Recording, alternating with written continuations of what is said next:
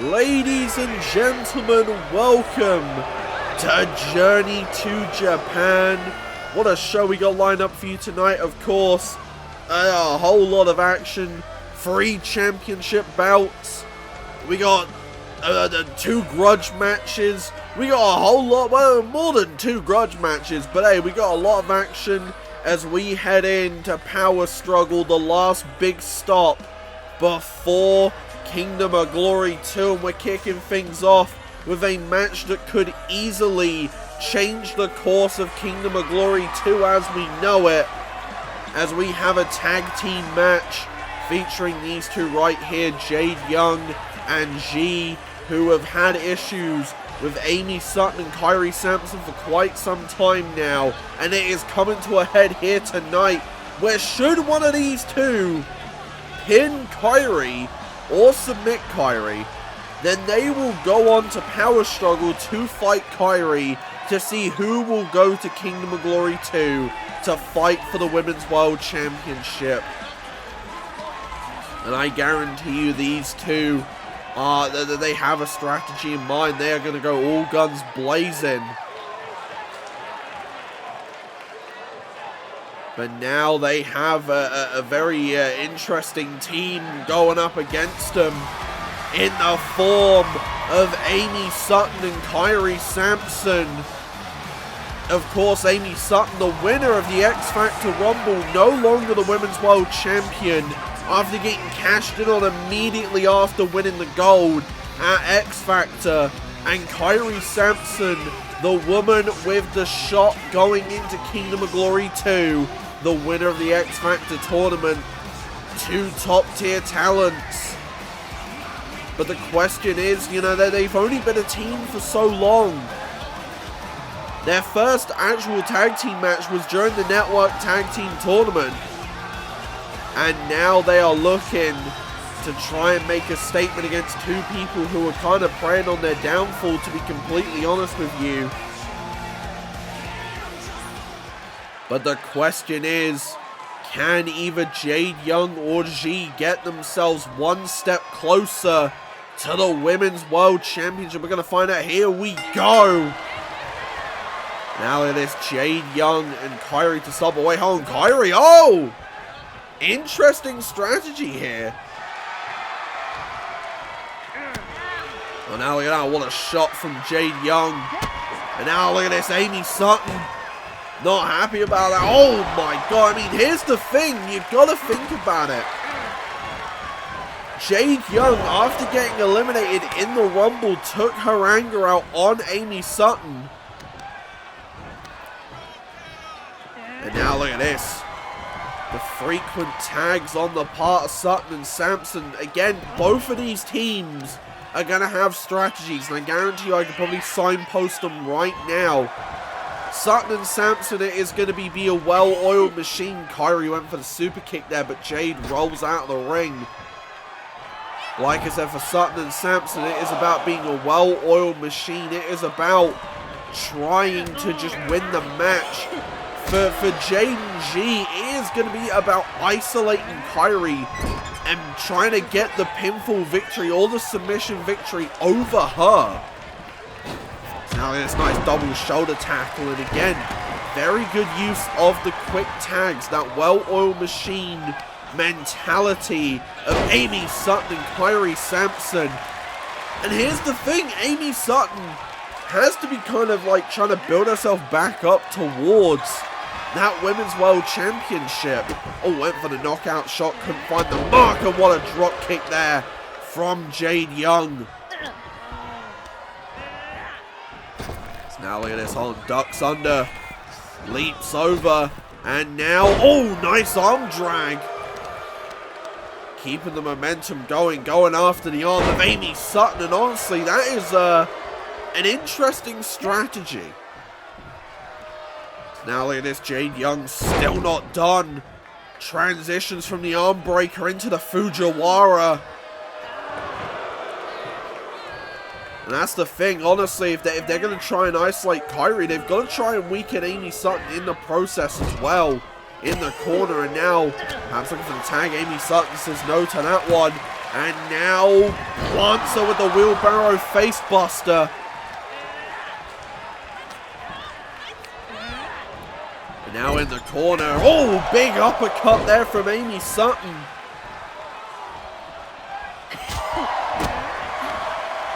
And now, oh, nice slam on the part of arguably the most inexperienced woman on in this matchup. But the crazy thing is that Aimee Sutton, probably the most inexperienced, but already has 2 Women's World Championships under her name.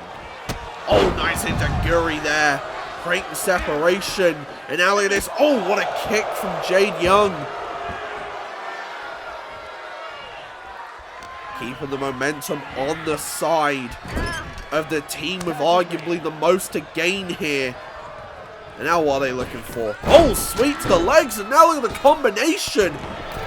Beautiful tag team offense here from Jade Young and G.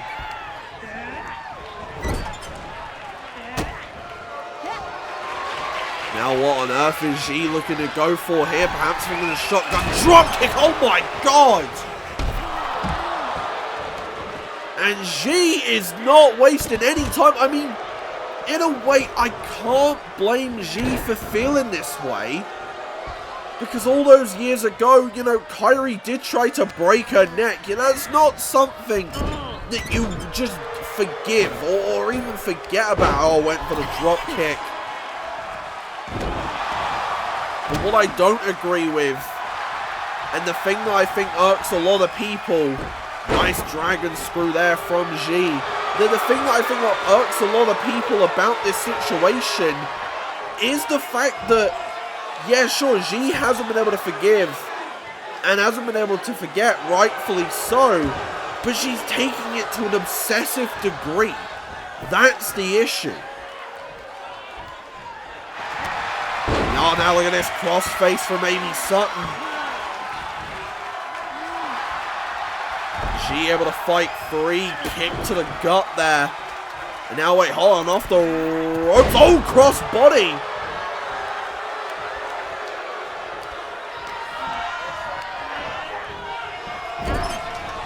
Oh, once again with that shoulder tackle. And, oh, what a springboard drop kick.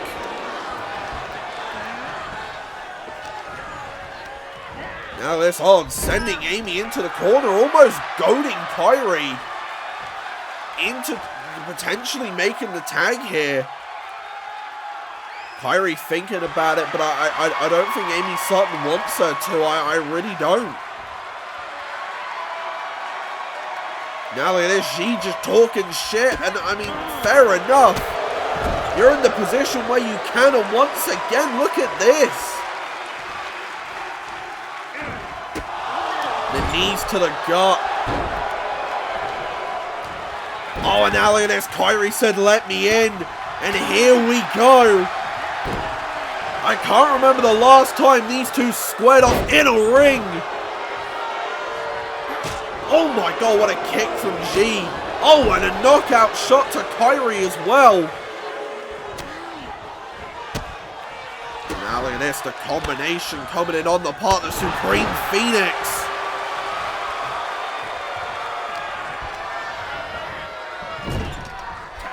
And now look at that tag made into Jade Young. And once again, look at the well-oiled machine of these two. My God.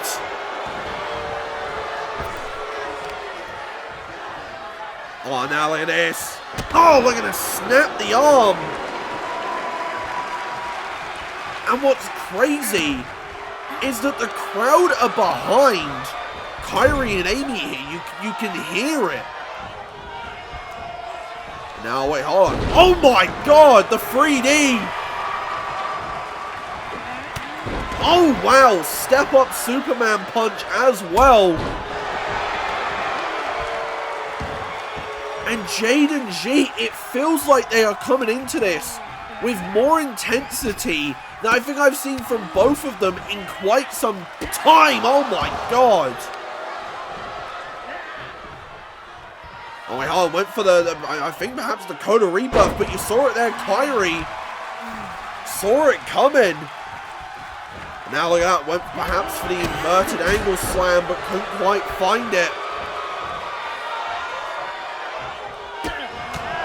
Now look at this, she just throwing shots. Sending Kairi back into the corner. Tag made again. And now what are they looking for? The schoolboy. Into the... Oh my god, the corkscrew clothesline.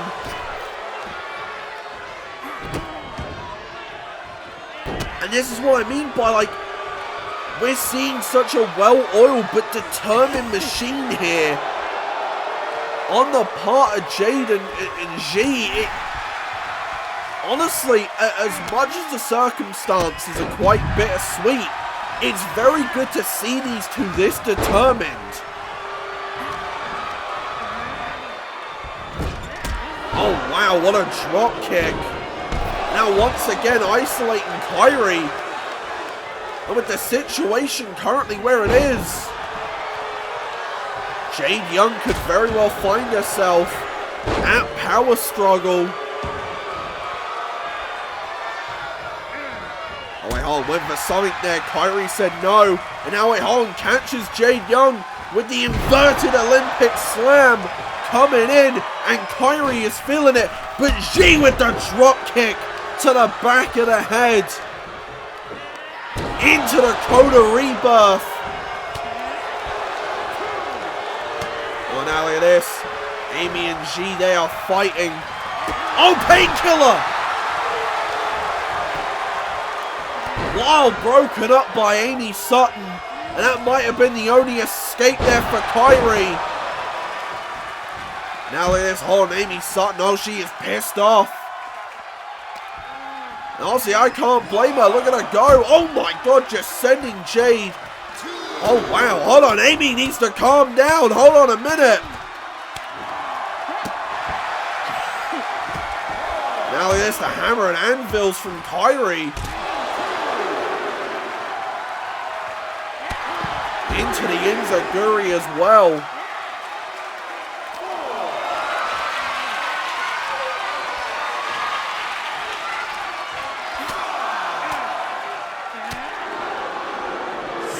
Oh, drop kick to the knee, to the thigh even.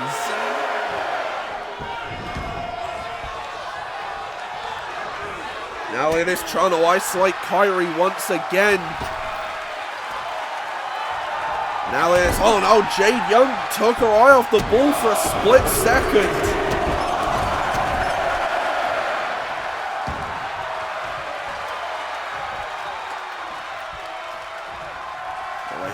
Kairi, perhaps looking for something crazy here. Half and half.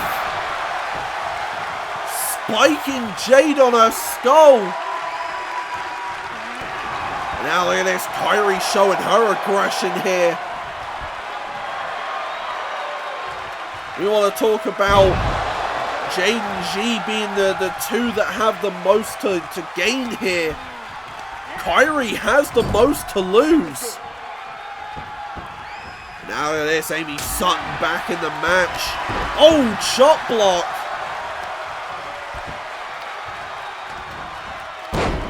And once again going after the leg. That is the prime MO of Aimee Sutton with the heel hook locked in as well.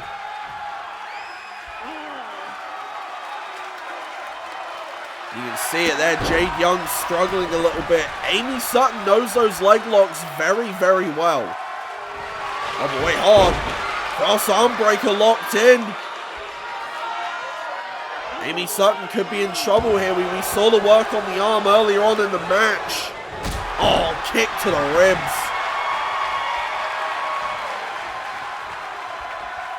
Now wait, hold on. Aimee, what is she looking to do? Hold on a minute. Oh, the running chop block. Picks her up. Sending Jade into the corner. Tag made into Kairi. Shot to the gut. And now wasting no time here. Call of Chaos. 1, 2. Not enough though.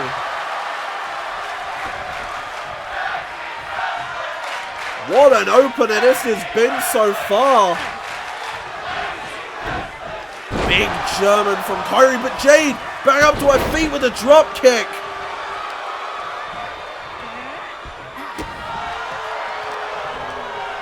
Now it is sending Jade, sending Kairi into the corner, but wait a minute. Jade, DDT to Aimee Sutton. And now it is Kairi going after G. It is starting to break down here in this matchup. As now Kairi with the DDT to G. Now at this, both legal women back in the ring.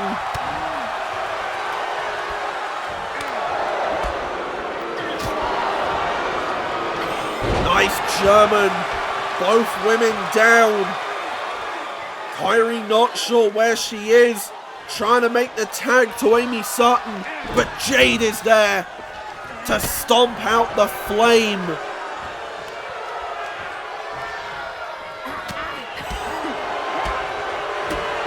Now at this, hold on. Oh, the running PK. And now at this. Oh my god, yo, what a cross body from G. Literally throwing her body at Kairi to try and get the shot. And now, oh my god!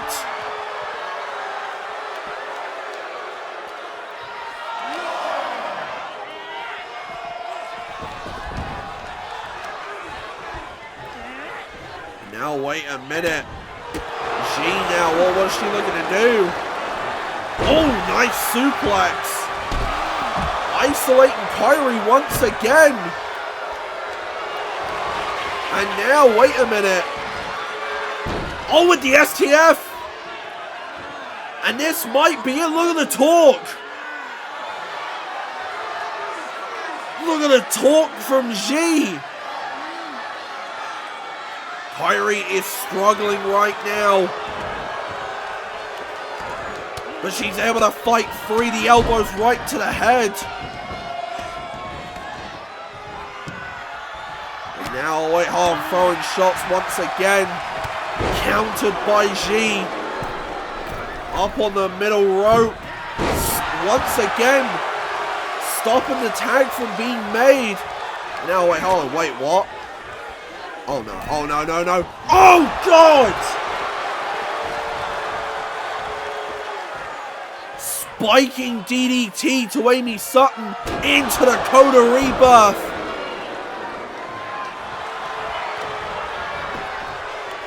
One, two. Kairi is still alive though.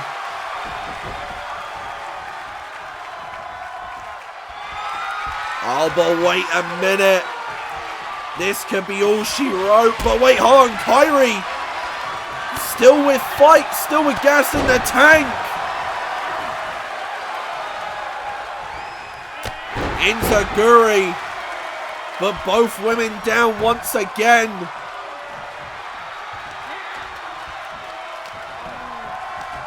Now look at this into the corner. Oh, but she not going to let the tag happen. Oh, now look at that big forearm from Aimee Sutton. Oh, but caught with the shoulder tackle into the drop kick.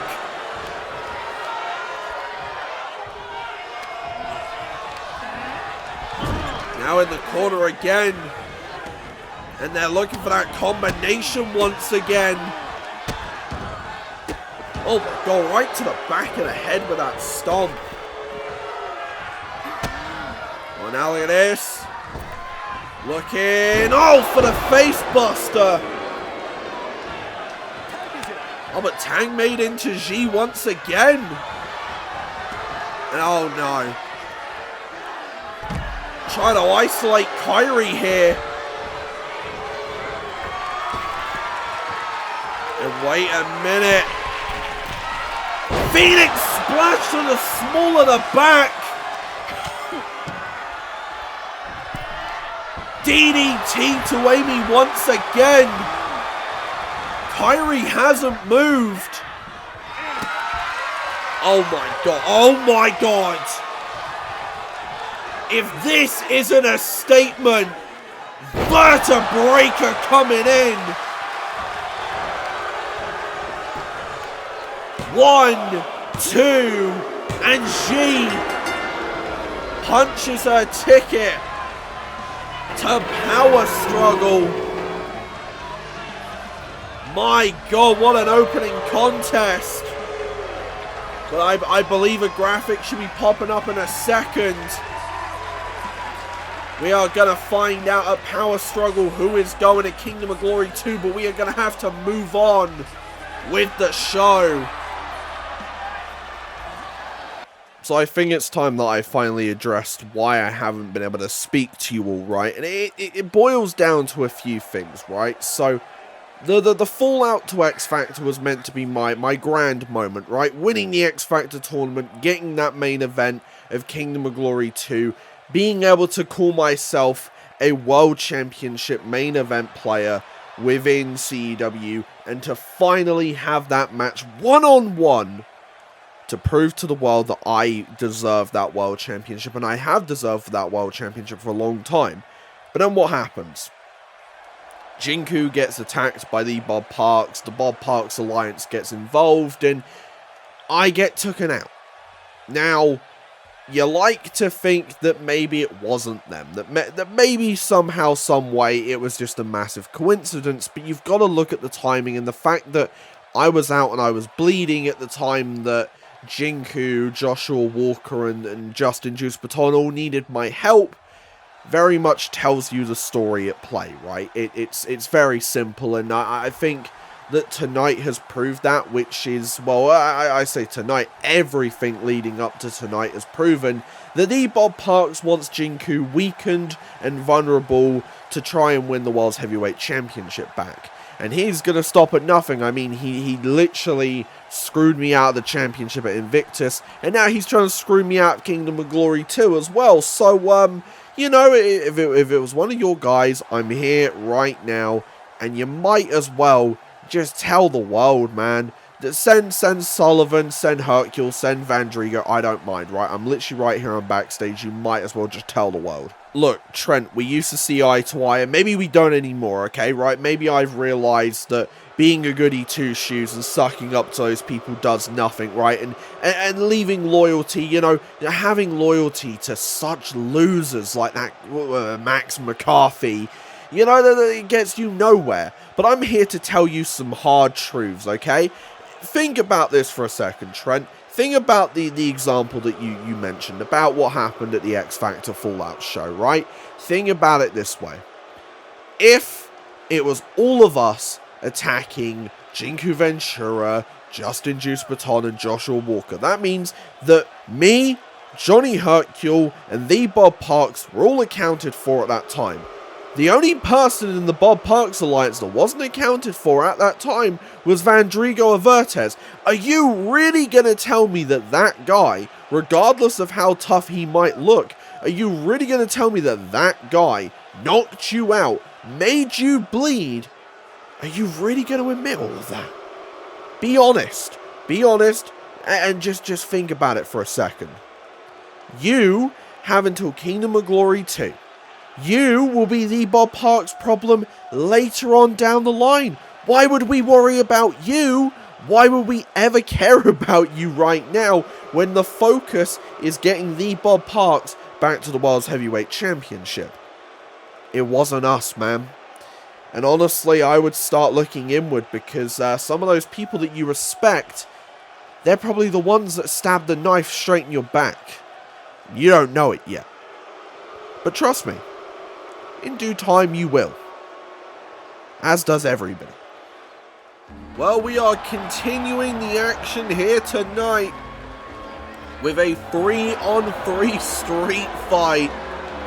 As making their way down to the ring first, it is the team. A crazy-ass team of ZoRoX in the middle. We got Bradley Brish on the left. And we got Byron Polan on the right. The Avengers have been assembled, that's all we really know. And well, it is looking as though that these three are trying to defeat a group that has only been described as spooky perverts is the phrase that is being used right now. But yeah, no, they are looking ready to go here tonight. Of course, you know, Bradley British, a former hardcore champion, ZoRoX, a man who I don't think he's ever been. No, he was in a Disco Fever match, so he's been involved in a street fight before. And well, Byron's no stranger to street fights either, but the issue is these three men have never teamed as a trio ever. It's a first time outing, whereas the three men that are about to... Well, I say three men. It's a man and his monsters, right? Like, that's kind of really what the situation is.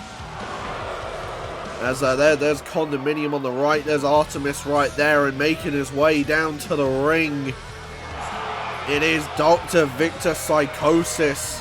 It's the Court of Psychosis right here. And this is a team that, I'll be real, man, it's hard to kind of go against them in this kind of situation. It feels as though Psychosis kind of played into his own hands. He played into his own strengths, and that's one thing we know about this man. He is incredibly, I would say shifty. Shifty is probably the right word. Incredibly shifty in the sense that, well, he knows exactly what he has to do to get what he wants, and it seems as though what he wants is he wants to be able to control Byron for whatever reason. Or maybe it's mind games. Who knows at this point in the game, right? Like, who knows? But after our first matchup here tonight, this is sure to be an absolute barn burner. Here we go. Now, oh my god, immediately Byron going after Psychosis. We got Artemis and Bradley British fighting, and now ZoRoX is going after Psychosis. Pile driver already. This is insane. ZoRoX is going crazy. Look at the strength of this man. Now, oh, what a lariat from Bradley British right now. The unlikely trio, the Avengers, as they have been known to be called, are going crazy right now. Byron with the zigzag. Now look at that, Bradley going after the leg of Artemis. Now what does Byron have in his hands? He has something. Is that a rugby ball? Oh! Just hit Psychosis with a rugby ball. Oh my god, Artemis! Diving to the outside, Condominium in the ring, Byron's in there, and oh, he just threw the rugby ball at him again.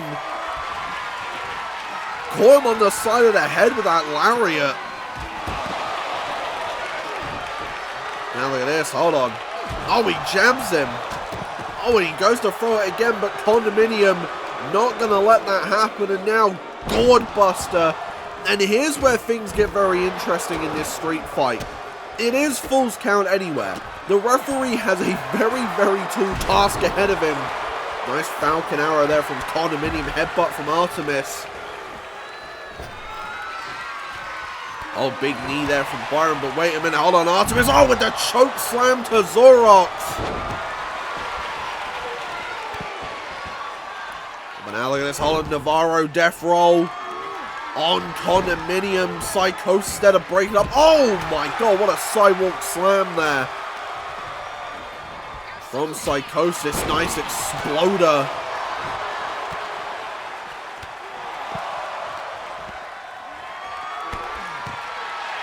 Now we hold Psychosis. Oh, with the dive to Byron. The momentum is swinging in both teams' favors here quite frequently throughout this match. As right now it is Byron going after Psychosis, going after the leg. Meanwhile, ZoRoX in the ring with the kendo stick going after Artemis. Oh my god, Condominium with the standing moonsault doesn't find the mark, but crazy that he went for that. Now it holds Byron with the table on the outside. Oh, he put Psychosis through it.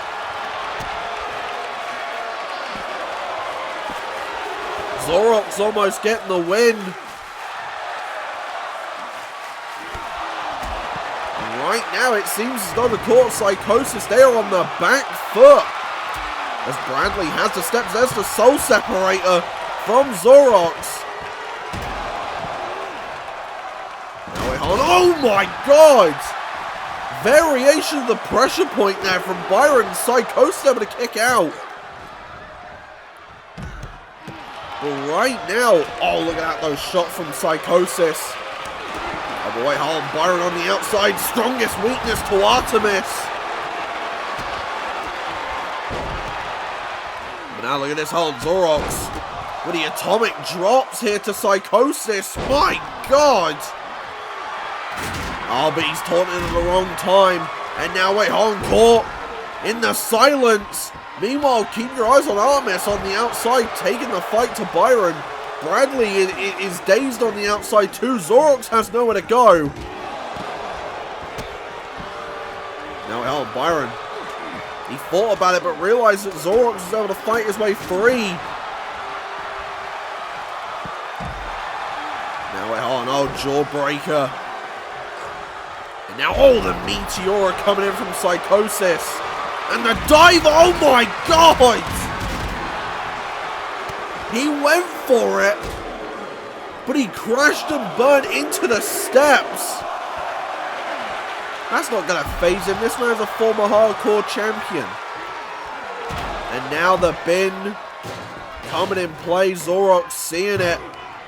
Oh, but now look at this. Oh, wait, hold on. But keep your eyes on Artemis on the outside. Tombstone to Byron. Oh, the kick to the head from Psychosis. And the core of Psychosis. They are rocking. Oh my god, what a slam from Condominium. 1, 2, almost puts the matchup away. And ZoRoX is kind of watching this all unfold, realizing he might have to do something drastic here.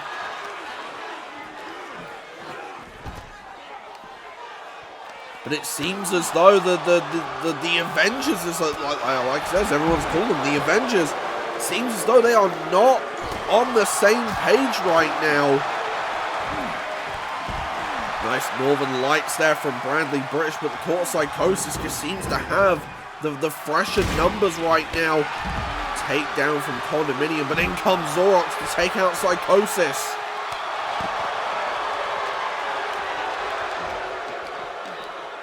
Now look at this, ZoRoX. Absolutely something crazy in the ring. Look at something, a big shot there from Psychosis. Who now, hold on, catches ZoRoX. Cattle mutilation. And the fight is going up the ramp here. Things are breaking down. Things are breaking down as ZoRoX is caught in the cattle mutilation right now. Oh my god, what a German, Jesus! Now look at the hole, Byron, oh god! Byron ran in to stop ZoRoX, but got caught with the stomp, 2! What the hell? It's over just like that. Oh my god! Wow. There are no words for that. We are going to have to move on with the show, but Jesus Christ. So, Sienna, explain to me. We were meant to be doing training. Why have you brought me to this club? What's going on? See, what have all of the great tag teams over the years had in common? What comes into your mind when you think of a good tag team, Cyril?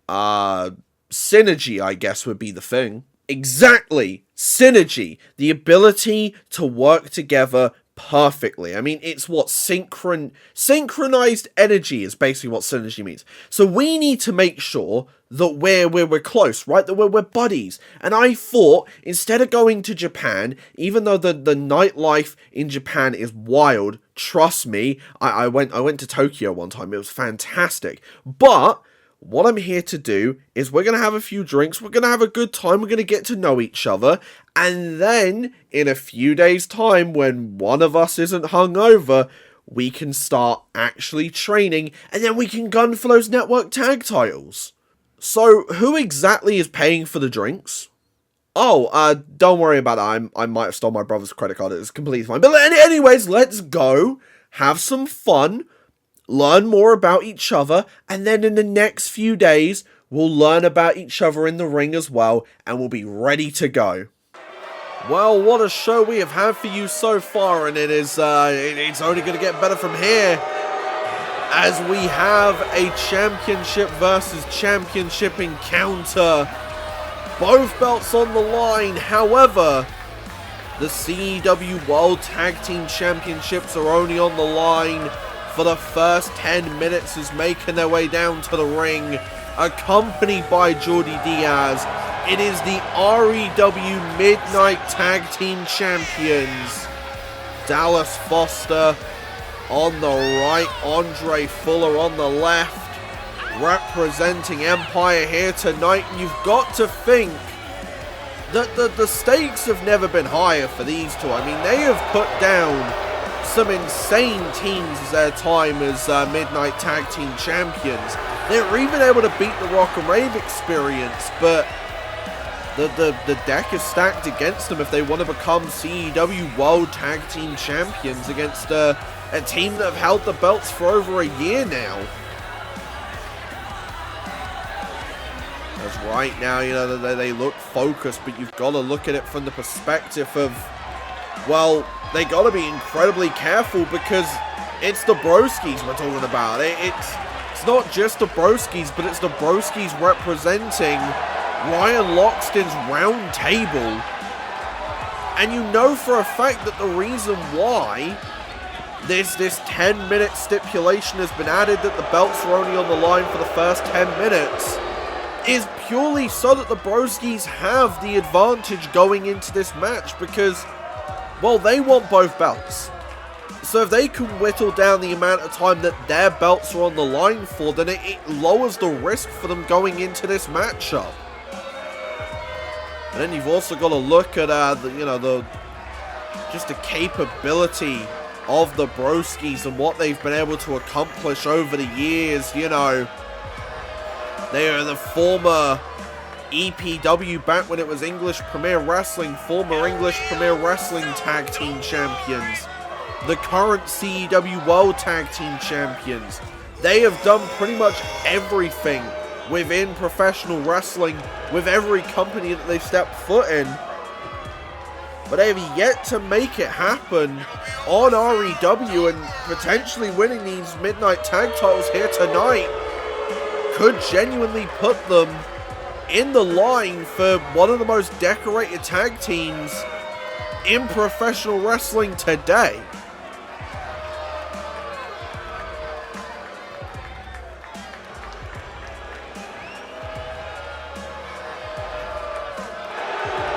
Now look at this. You can see it here, they're just taunting away, and that's the thing, right, is, like I said, that the pressure's essentially off for these two, because we know that the Broskis are genuinely two of the best wrestlers going. I mean, Gabriel Hansen has held records, and I believe still holds records over on Europe Pro for the most amount of eliminations within a Royal Rumble match.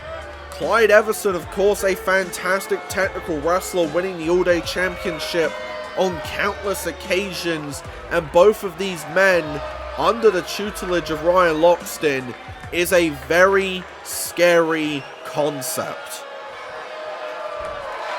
But that is what's on the line. Both belts, or at least for the first 10 minutes, both belts are on the line. As it looks like it's Andre Fuller and Clyde Everson to start this matchup off.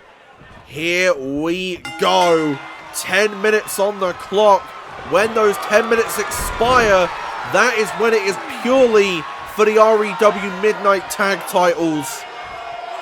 That's right now, it is Andre Fuller trying to get out of that Fujiwara, and that's the thing. You see it immediately. 20 seconds of that 10 minutes already blown by the Broskis, locking in a hold.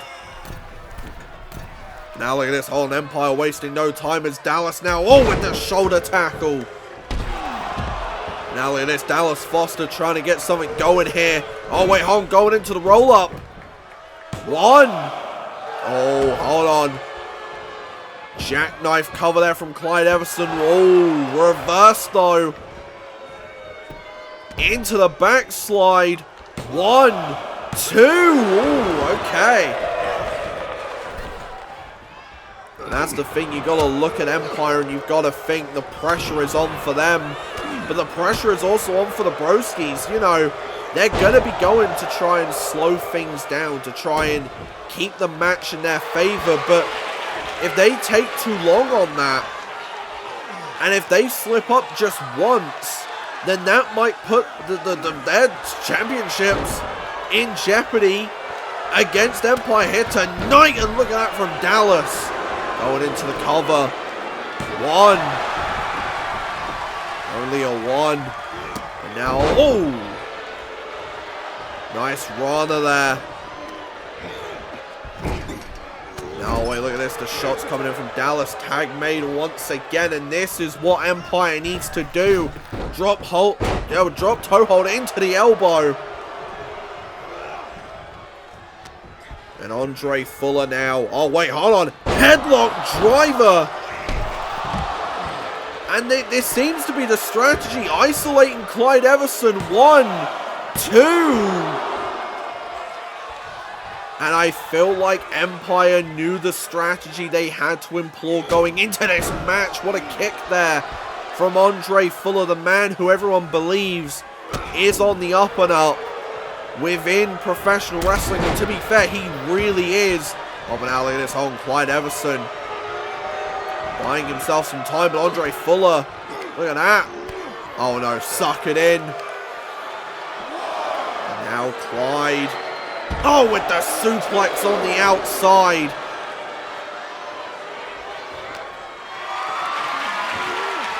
And that's the thing, I feel like what you're going to see here is, not Andre Fuller's, god damn it.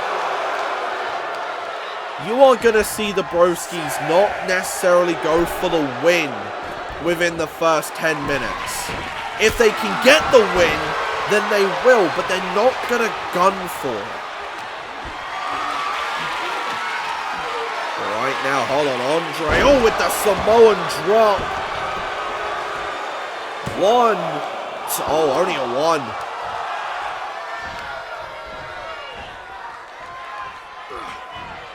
So now look at this. Clyde Everson trying to get himself back into the fight.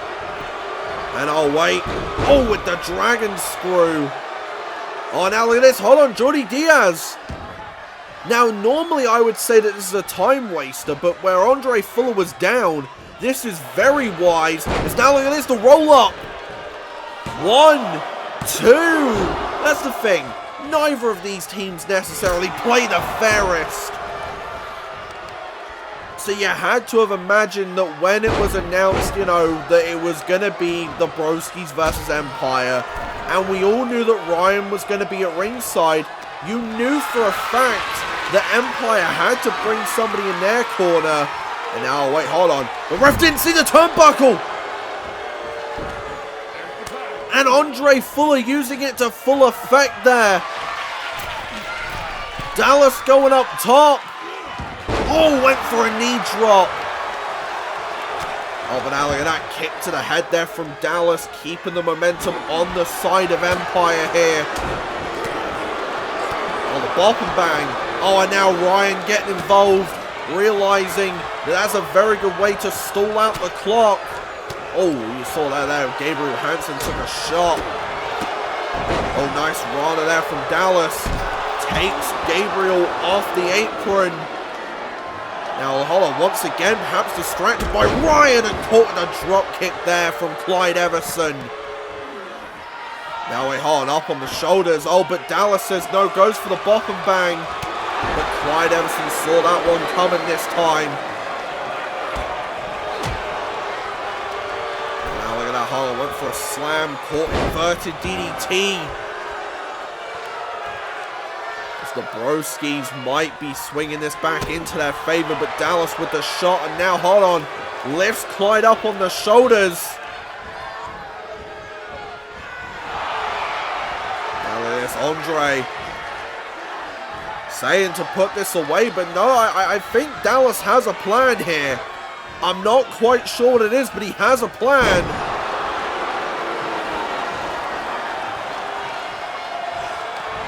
Going into the cover, broken up by Gabriel Hansen. Oh, but caught with the chop into the Rana. And now Clyde Everson in trouble here in this matchup as Dallas looking for the fairy tale ending, going into the cover now. 1, 2. Clyde Everson able to kick out of that one. They've got to be wary of the clock here. 3 minutes 30 to go if they want to become the CEW World Tag Team Champions.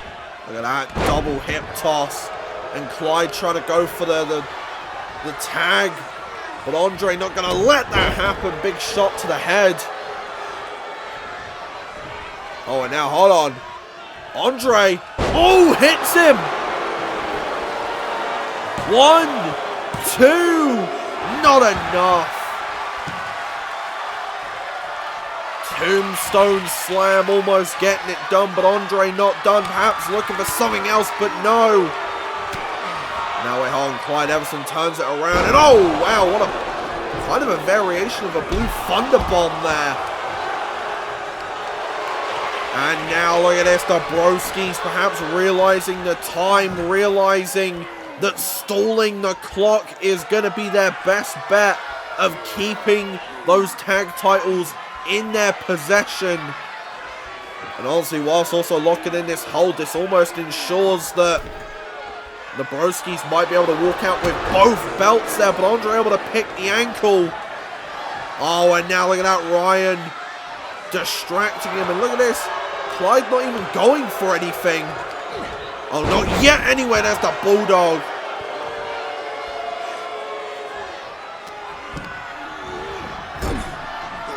Now look at that in the corner. What are they looking to do? Brainbuster into the splash, but keep your eyes on Dallas. Double axe handle to Gabriel Hansen. German suplex. Oh, now let's hold on, Andre back up to his feet. He is fired up. Now let's hold on, picks up Gabriel Hansen. And now coming in with the shots, coming in with the combination. Gut wrench suplex. Gabriel Hansen could be in trouble here. Sent into the corner. Tag made into Dallas once again. And Empire with just over a minute to go to try and add some gold to their repertoire, to their, I say to their accolades. But once again, Ryan seeing the clock, realizing he's got to do something, and now the Fujiwara from Gabriel Hansen. And Dallas has to get out of this quickly. He does, but there's under a minute to go if they want to become World Tag Team Champions. Oh wait, hold on, Dallas! Fairy tale ending! 1, 2, oh and oh! Clyde breaks it up at the last second.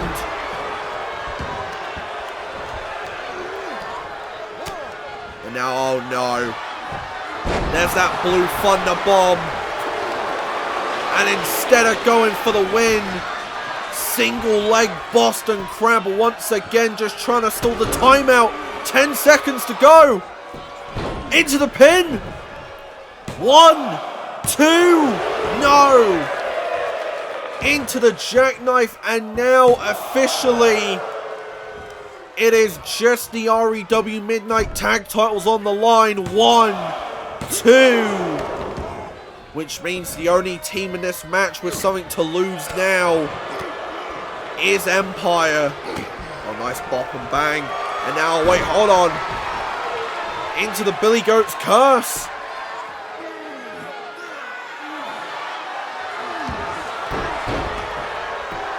And I feel like you're going to see how the Broskis have been wrestling this match. You are going to see that change. So now look at that tag made into Clyde, and I think they're going for it once again. Brainbuster again.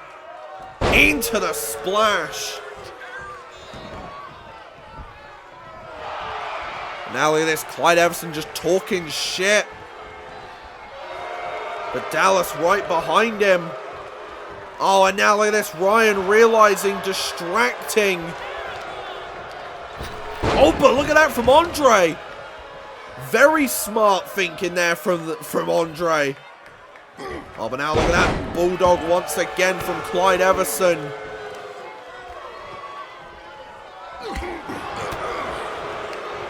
Now Holland going for the, oh, with the rib breaker essentially there.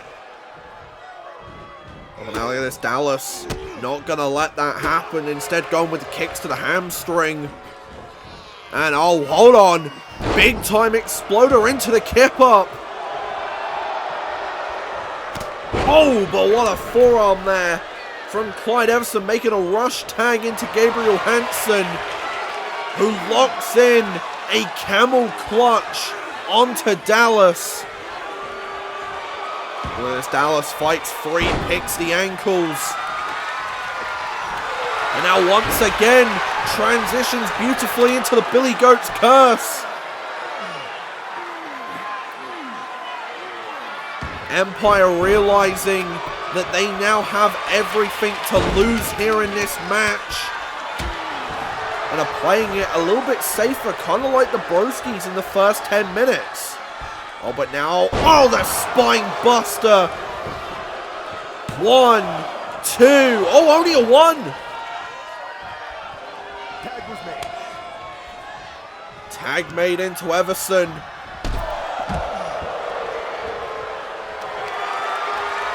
As now the isolation of Dallas Foster is on display here.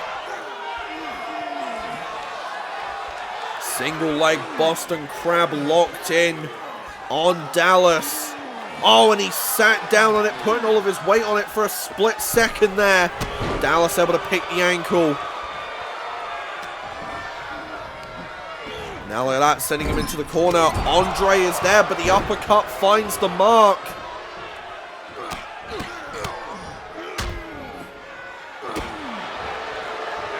Tag made back into Andre Fuller. Into the lariat. Oh, and he takes Gabriel down. STO, and now Jordy Diaz taking that turnbuckle off once again. Oh, power bomb. Into the Boston Crab. Look at that, the power out from Clyde Everson. Looking for something, caught with a headbutt there from Andre. As Andre fingering the tombstone slam once again, but not done. Referee adjusting that turnbuckle, and now south of heaven. Gabriel there to break it up. Oh, and there's the bro code.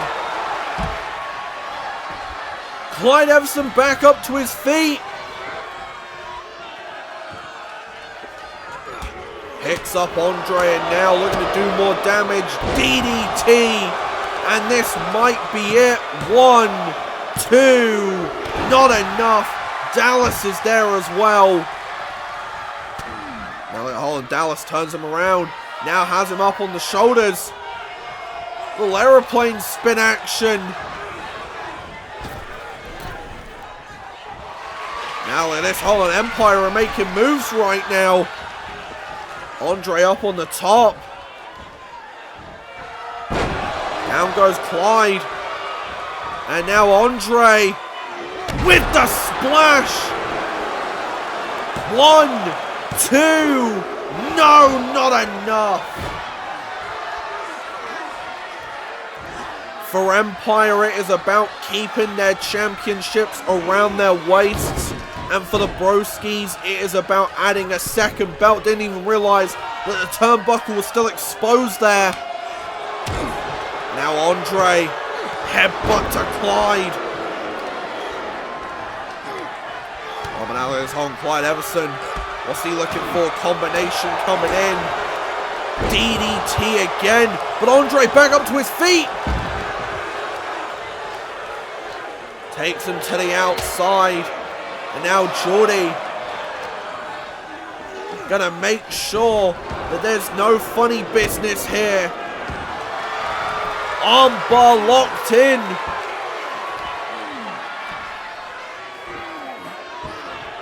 Oh, but now look at this. Clyde Everson slowly but surely fighting his way free.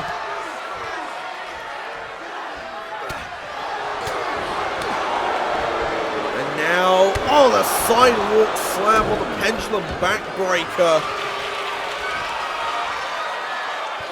And now that camel clutch once again. And now look at this. Andre Fuller picks the ankles. And now Andre sending him into the corner. What's he looking to do?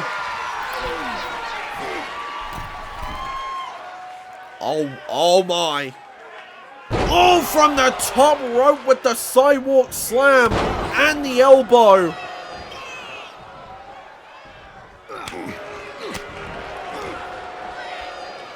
And now with the butterfly suplex.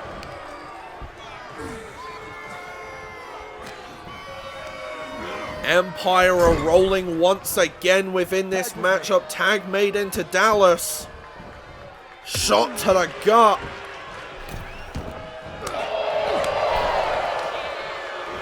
Oh, nice Saito right there.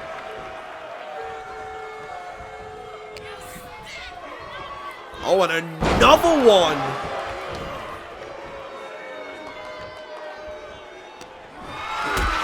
And now Dallas thinking perhaps a power bomb. Power bomb comes in, stacks him up.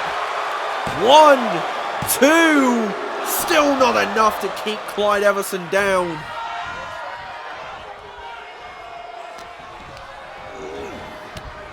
Oh, wait, hold on.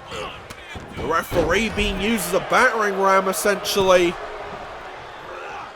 And now Jordy once again obsessed with that turnbuckle. And now Dallas having Clyde Everson up on the top.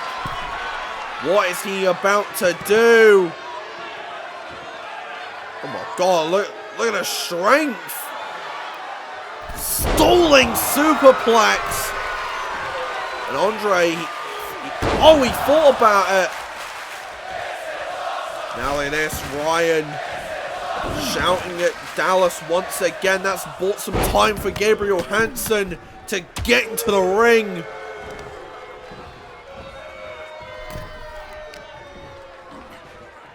Now wait, hold on, up on the shoulders. Oh, with the gut buster. That's the thing, Gabriel Hansen might just be, oh my god, he might just be the healthiest man in this matchup. There's the cravat suplex. But Dallas back up to his feet.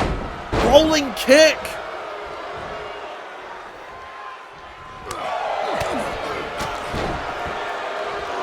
Dallas going crazy right now, as he should.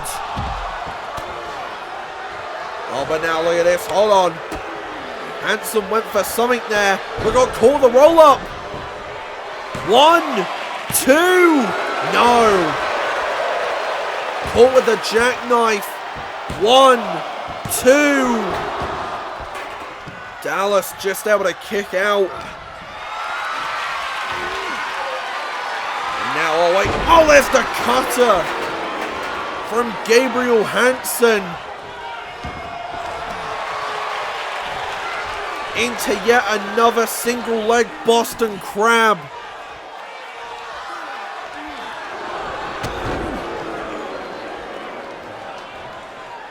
Oh, but now hold on, look at this. Dallas was thinking perhaps the aeroplane spin once again. Gabriel Hansen wasn't going to let that happen. Andre took it off the apron. Spine buster coming in. But Jordy there, trying to buy Dallas some time.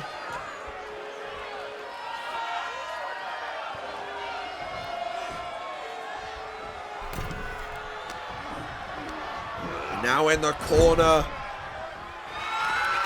What on earth? This Gabriel's going kind of crazy right now. Drop kick to Andre. But Dallas, hold on a minute. Oh!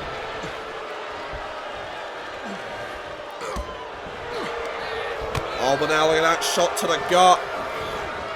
Into the corner once again. Shots being thrown. Tag made in. And now looking for it again. Brain buster. Into the splash. 1, 2. Dallas kicks out just though. Just able to pop the shoulder up. And now Dallas, nowhere to go. Drop kick coming in. Holland turns him around. There's that blue thunder bomb once again. And now Dallas in trouble. As Clyde Everson with the sharpshooter locked in. Dallas is struggling and Dallas taps. Which means that the Broskis are now still CEW World Tag Team Champions. And they are the new REW Midnight Tag Team Champions. Ryan must be loving this right now as we are going to move on with the show.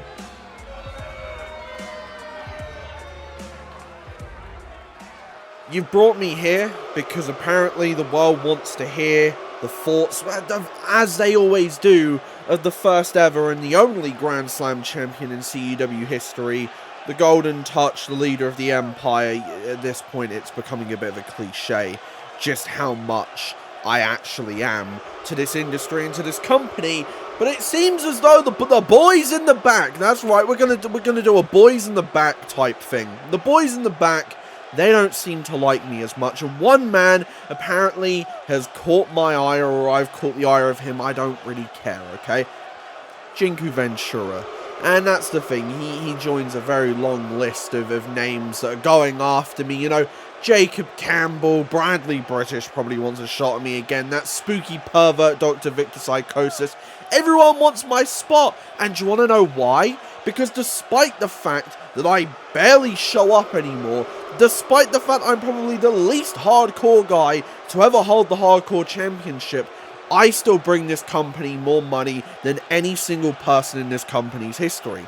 And I've made more money myself than anybody else in the company's history. And that annoys a lot of people, right? Because here's the thing, I've been here since pretty much day one, and I've seen this company bring in person after person to try and set the standard, right? To be a needle mover. At first it was guys like Jinku. It didn't work. Then it was guys like Kyle. That didn't work. Then they have the audacity to bring in a bunch of people because Jinku believes that they were the right choices. And granted, when they showed up, people watched. But where are they now? And that's the thing. All these people, time in and time out, have failed to be the needle mover. They have failed to be the guy that this company can rely on. But when I took a break after Kingdom of Glory, guess who decided to start moving the needle? Me. Stanley Owens proved to the world that he should have never been a world champion, because let's be real here, when you put the belt on someone, you expect them to move the needle, just like I did, just like Braxton did. And here's the thing, right? If we're talking talent, then the CEW World Heavyweight Championship has the most prestigious lineage in the history of our sport. Braxton, myself, Stanley Owens, the Bob Parks, and Jinku Ventura, 5 of the greatest men to ever step foot within a professional wrestling ring. And that's the truth. That is the God's honest truth. But if we're looking at objective needle movers, there's only one world champion that's been able to do that, and you're looking at him. And I'm doing the exact same with the hardcore division, and a lot of people are wondering, well, Blake, why aren't you here at Journey to Japan to defend your hardcore championship? And well, the answer is very simple. I don't have to. You just go ahead, you promote the fact that I'm here with a mic in my hand and I'm able to talk freely, and I guarantee you the viewership will have spiked. I guarantee it. But here's the thing. I will be there at Open Challenge Night 19, and I will put my championship on the line against anybody. But then, at the Road to Power Struggle, when I go on to become the CEW World Heavyweight Champion, I'm going to go ahead and I'm going to do something that nobody else has been able to do. I'm going to defend my Hardcore Championship of Power Struggle, and I'm going to go on to retain the World Heavyweight Championship of Power Struggle as well. And that's the thing. No one can stop me. And look, Jinku, you wanna call me a disappointment. But isn't disappointment literally the theme of your entire career? Always the bridesmaid, never the bride. And now that you've finally caught the bouquet in your hands, you think that it's your time, when in reality, you just showed up, shocked a bunch of people, no one could prepare for you. And honestly, if it weren't for Byron, you wouldn't have that championship right now. And that's the thing, I'm now waiting. Now that I've mentioned Byron, I'm waiting for Jinku's snappy little retort at me of, oh, but you wouldn't have a career if it wasn't for Byron. Yeah, I'd still be in the mid-card if it was for Byron, let's be real here. I left him, I forged my own legacy, and now look at where I am. Empire's better than ever, I'm better than ever, and when I take that championship of the Road to Power Struggle, you're going to know damn well that I'm still the best in this fucking business. Well, we just heard there from future challenger, well, potentially future challenger for the World's Heavyweight Championship in Blake Payne. If he can't retain the championship, the Hardcore Championship at Open Challenge Night 19, he won't be in that match at the Road to Power Struggle, but it is time to figure out who the World's Heavyweight Champion is going to be heading into that matchup, as in comes the challenger, the former World's Heavyweight Champion, the Bob Parks. And this man looking fired up as always, as there's no Vandrigo, there's no Sullivan, there's no Hercule. And I feel like this just adds to the mind games that the Bob Parks have been playing since day one. Since losing that championship, he has made it clear that he will stop at nothing to get the belt back. And well, tonight is the night where the Bob Parks could become the first ever two-time World's Heavyweight Champion in company history. But he has a tall task ahead of him, as looking for defense number 5 of the gold, it is the World's Heavyweight Champion, Jinku Ventura. And the shocking thing is, this man still isn't rocking any sort of like rib tape or anything. We've seen the damage that he's gone through match after match, but he's refusing to rock it.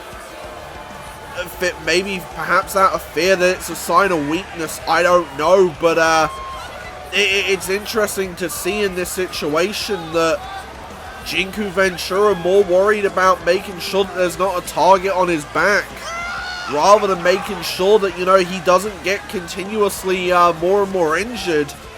And I mean, here's the thing, he's got a tall task ahead of him at Power Struggle. We know for a fact that should Jinku retain here tonight, Should he then go on to defy the odds to retain the gold against whoever steps up there? And then should he get through the road to power struggle? He's got Shane Torres and then 2 other people who have yet to be announced at a power struggle for the World's Championship in a ladder match. This is going to be a tall task for the champion, but also a tall task for the challenger. Of course, the Bob Parks, you know, had a hell of a run as World's Heavyweight Champion, was able to prove the doubters wrong time in and time out. And that's maybe why he has come down to the ring alone tonight. Because he wants to try and do it again. He wants to try and prove the doubters wrong once again.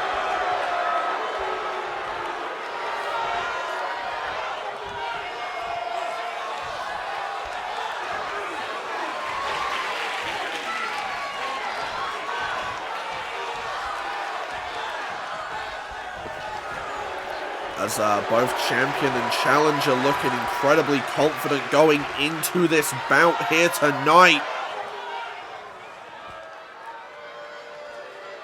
But we are going to find out, can Jinku hold on to the gold against the former champion, the man that lost the belt without being pinned or submitted by getting eliminated in the final 3 of the X Factor Rumble. And in a way, it all kind of comes down to this for the Bob Parks. Here we go. Now look at this, immediately Bob Parks getting out of the ring. Perhaps trying to go Jinku.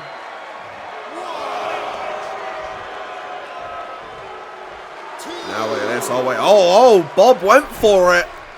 He thought about it, oh, pushed him away into the shoulder tackle. And this is what I mean by the challenger, the former world's champion. He knows exactly what he's doing, man. And both of these men know each other incredibly well. They both will have studied the tapes. They both will have known exactly what it takes to beat the other. And now the Bob Parks. 1, 2. Oh my God, almost winning the world title immediately in this matchup. Now drop kick to the back of the head. And it's going to be interesting to see what the strategy is here for the Bob Parks. Look at that, though. Shot to the gut there from Jinku. Caught with the jawbreaker, though. Into the super kick.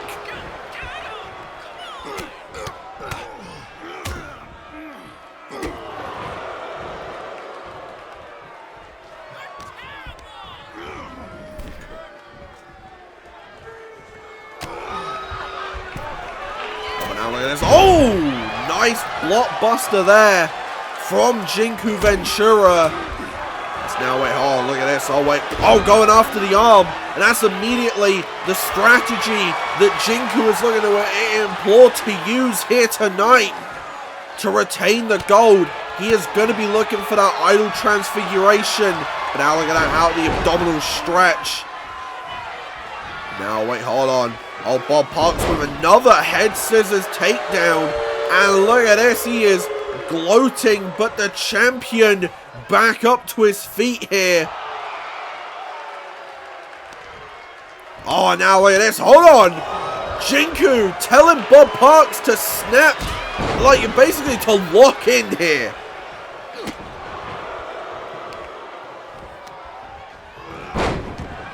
We've seen it since day 1 of the World Championship reign for Jinku. The mind games. He is constantly testing people.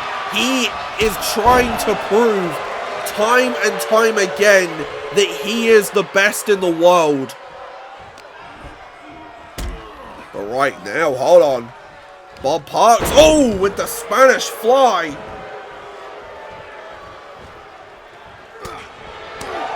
And you really are looking at, you know, if you want to look at the accolades, you are looking at arguably the 2 best wrestlers within CEW right now. The former World's Heavyweight Champion with not a single pinfall or submission loss to his name. And then the World's Heavyweight Champion, who since coming back has not lost a single bout either. And oh, went for the elbow. And that is going to cost the Bob Parks as Jinku, smelling blood in the water. There's a lariat. There's another one. And now a trifecta. Shoutouts to Kojima one time, everybody. Now look at this. Going to work on the arm once again.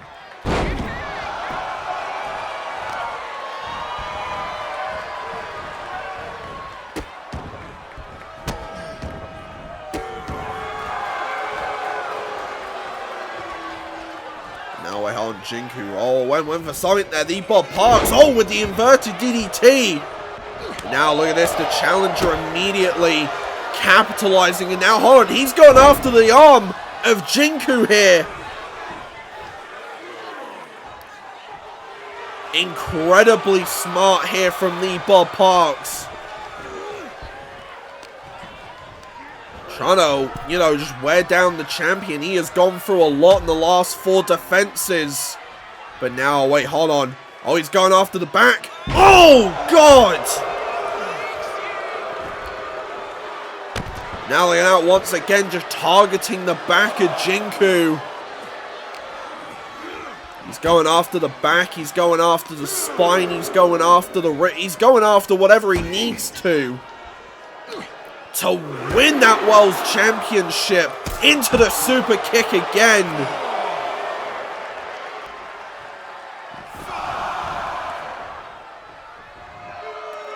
Now look at this. The Bob Parks, oh, look at that. Just gloating away. Here's the thing, right? We talk about the mind games of Jinku Ventura and how they probably were basically the saving grace against Matt Gray. Bob Parks is the master of mind games. Look at this.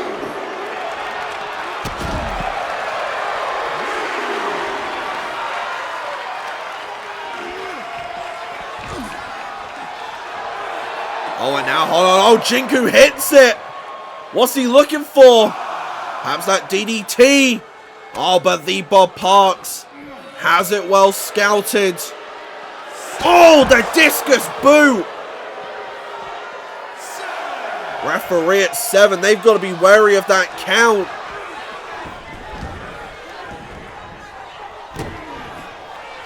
Now, what is Bob Parks looking for? Hold on. Anaconda Vice. Locked in. That's very smart. That is going to wear down the champion.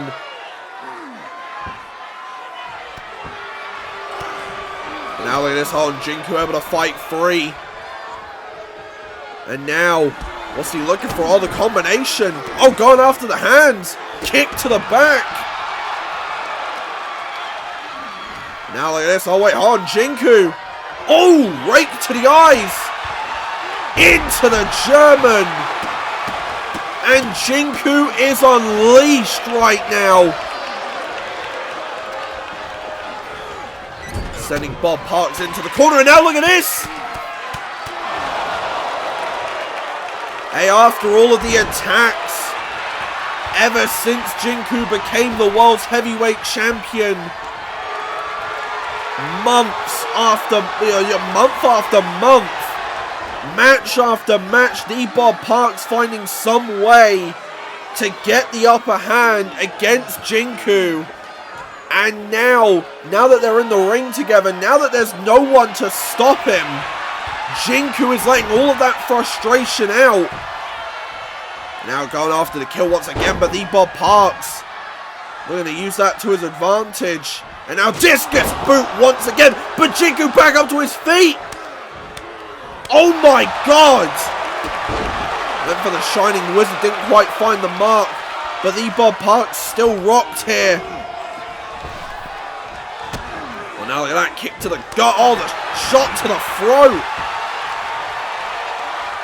Oh, but Bob Parks using that aggression, using that anger to his advantage.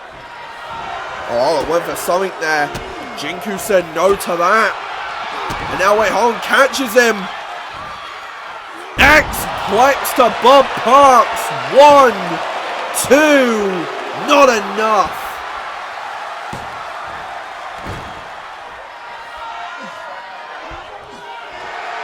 Oh, but now look at this. Jinku perhaps looking for the end. Looking for it. Oh, but Bob Parks sucking him into the moment of glory. 1, 2. Jinku kicks out.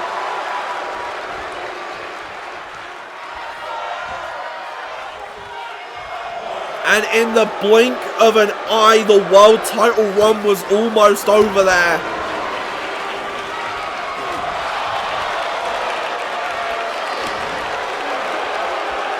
Oh, wait, hold on. Oh, and look at this. Once again, this might be a case of anger getting the better of the champion right now, but he's in control. Bob Parks rocked. Now, oh my god, what a back fist. What a combination here from Jinku. Caught with the hip toss, though. Double axe handle.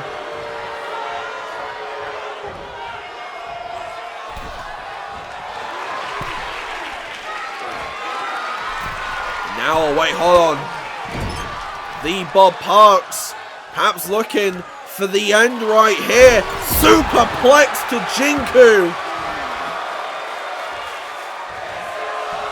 And now, oh wait, hold on. Looking for the end. Looking to put this away, perhaps. Turns him around. Oh wait, hold on. He's looking for it. There's the stomp.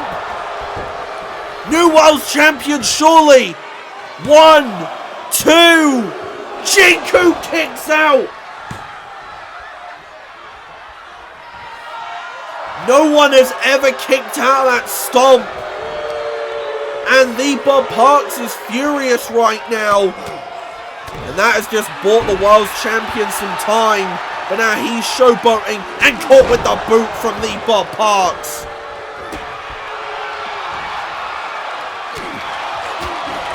Now Jinku's got to try and get himself back into this matchup. What a suplex there. Into the senton.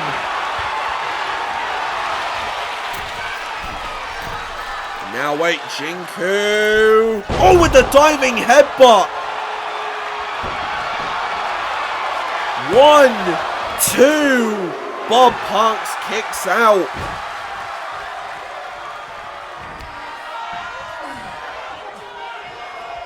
Now wait, hold on, Jinku, what is he looking for? Going after the arm again.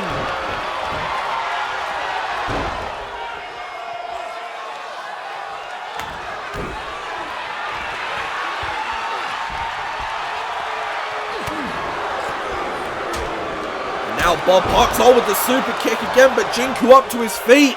Went for the shot, couldn't find it. And that has just bought Bob Parks some time. Oh, with the rib breaker. Oh my god, into the sleeper hold as well. But too close to those ropes, surely. And Bob Parks not happy about that. But he could be about to get the win here. Has Jinku lined up? Oh, there's the ego boost. But doesn't go for the cover. Oh wait, no, he's going after the back, he's going after the spine, the ribs. Just the midsection of Jinku right now.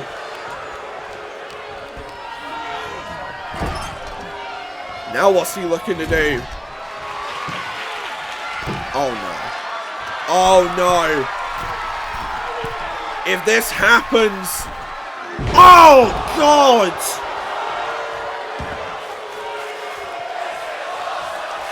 We could be moments away from a new world champion, but Jinku, somehow, some way. Oh, but now look at that, the shot to the ribs. Immediately puts the challenger back in control.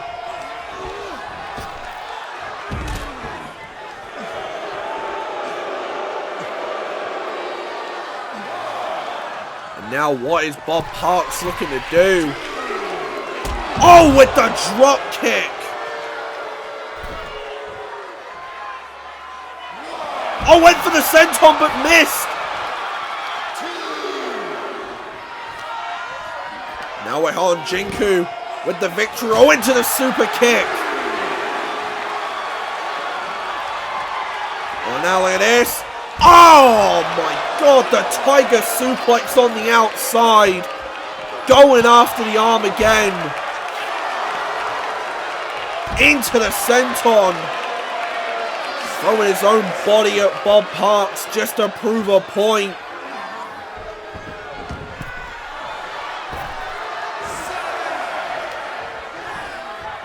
And now Jinku, we're going to put this away with the dead air.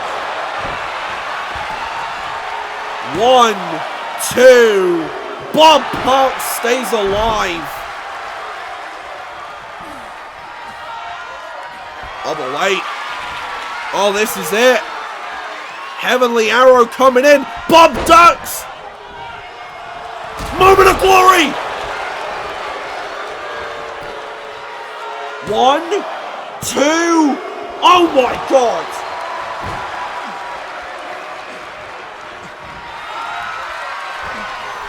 The Bob Parks almost got it done. Goes for the splash.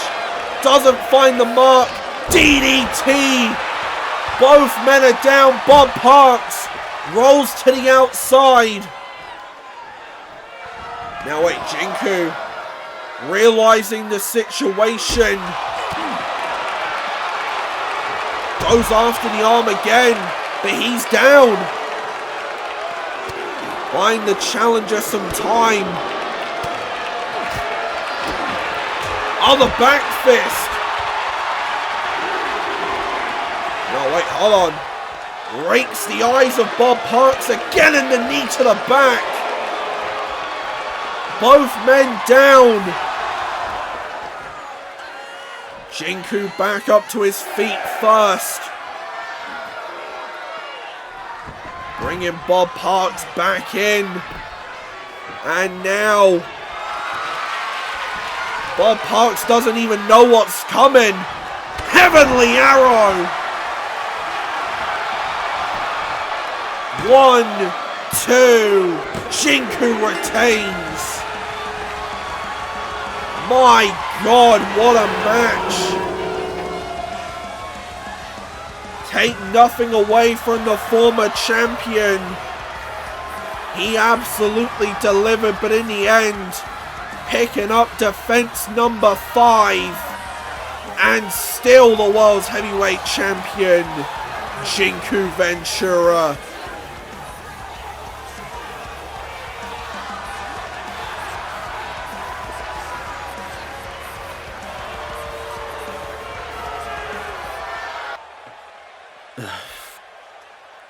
Look, I get it. You need to get your big scoop for after my match, but I really can't talk. I feel like my head has just been stomped into concrete, and quite frankly, I feel like I've let everyone down. Because this was meant to be about us being able to, you know, have some fun as a trio, and also beat up Dr. Victor Psychosis and his spooky perverts. And I don't know what happened, but I can't get the ball rolling anymore, man. I can't. It sucks. What are you doing here? That's no way to talk to a friend who just wants to talk to a former friend, you know? It's been a while, Byron, and honestly, I feel like you've had the devil on your shoulder for a while, so now it's time to actually hear some truths, okay? Oh, are you going to do the same thing that Evan's been doing to me for ages, which is think of other people when I'm this close to retiring anyway? Like, what are you here to tell me exactly, Sky? Like, what's going on? Okay, look, I get it, right? Getting stomped on your neck and your head isn't exactly, you know, the best thing. So, but don't get snappy at me. I'm not the one that stomped you, okay? Right, listen. What I'm here to tell you is that, no, you shouldn't be listening to Evan, okay? You shouldn't be listening to the whole think of other people, right? When like you said, you are literally, what, probably less than 10 matches away. In CEW, you're like, what, maybe 3 matches away from retiring. And elsewhere, it's literally just a countdown. And maybe earlier, maybe you should have been thinking of other people. Maybe you shouldn't have wrestled Shane Torres.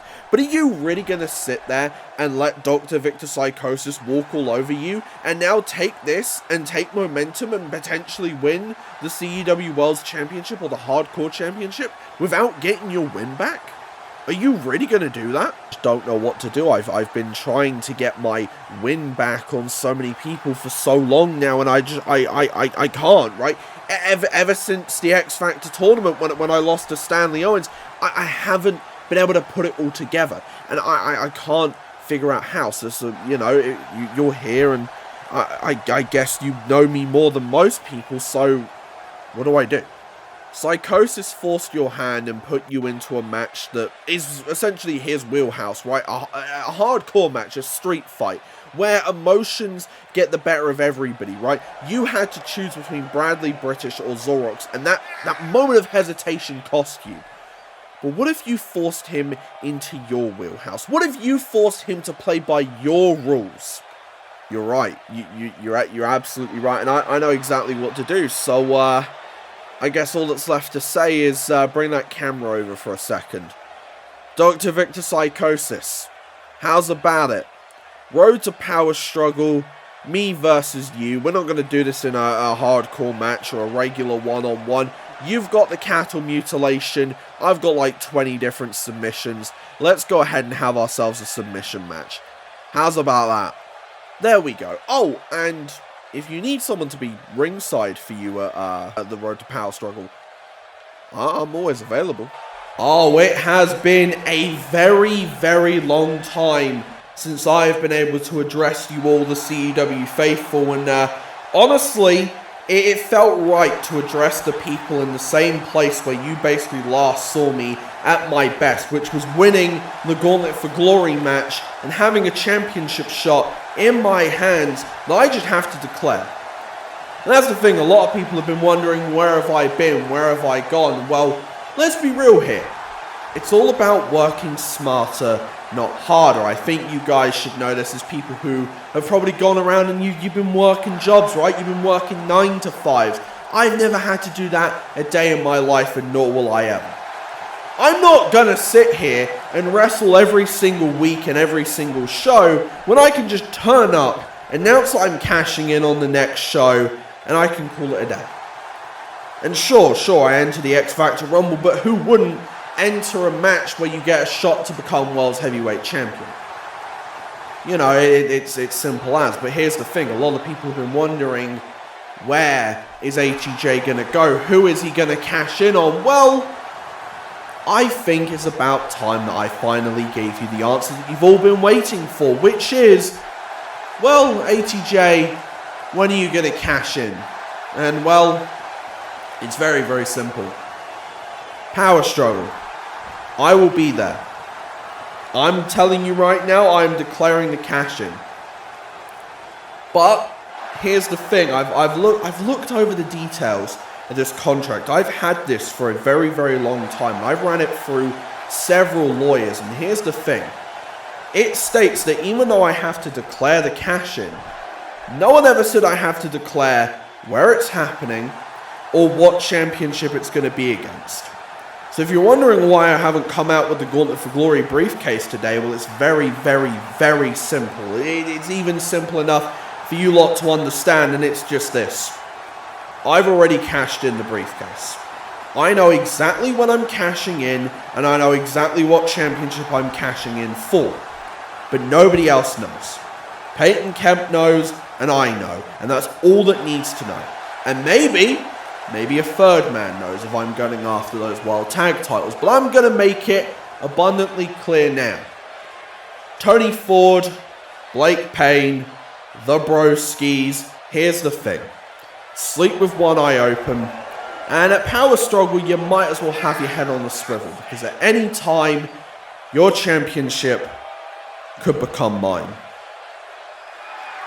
Well, it is now main event time, and it is Controlative rules for the Women's World Championship.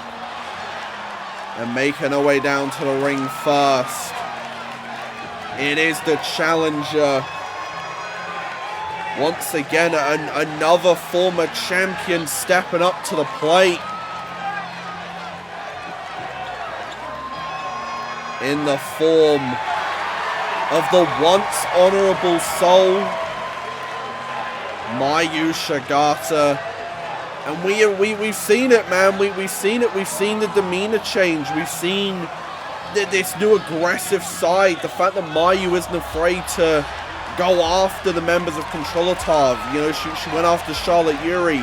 She took out Alexis Nova in the steel cage. But still, Usha Falls had the upper hand. But tonight, there are no rules. No countouts, no disqualifications. And well, it seems as though Miyu Shigata might finally have the opening that she needs to become a two-time Women's World Champion.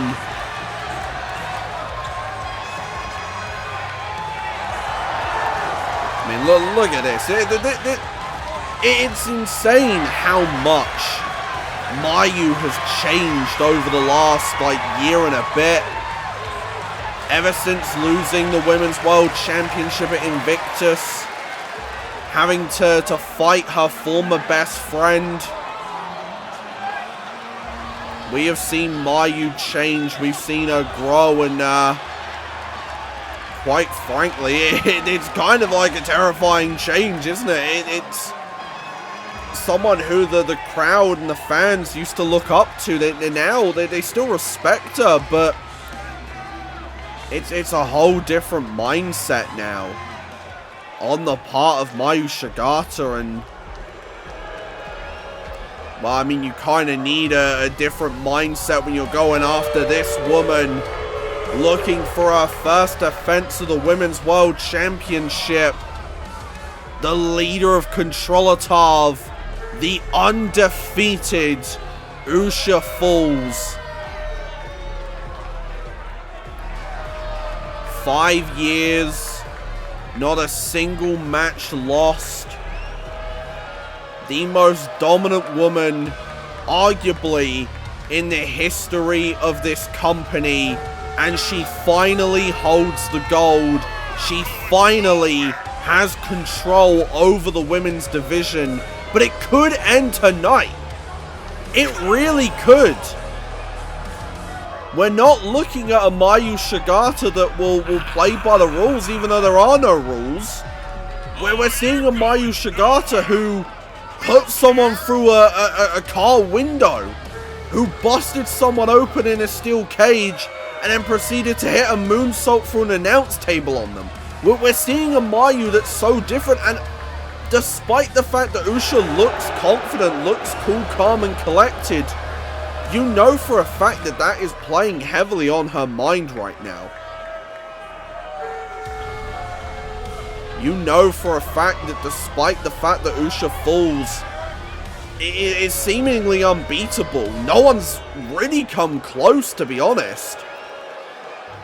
You have to think there is something in the mind of the leader of Controlative that knows exactly the danger she is heading into here in this matchup tonight, against a version of Miyu that the world thought we would never see.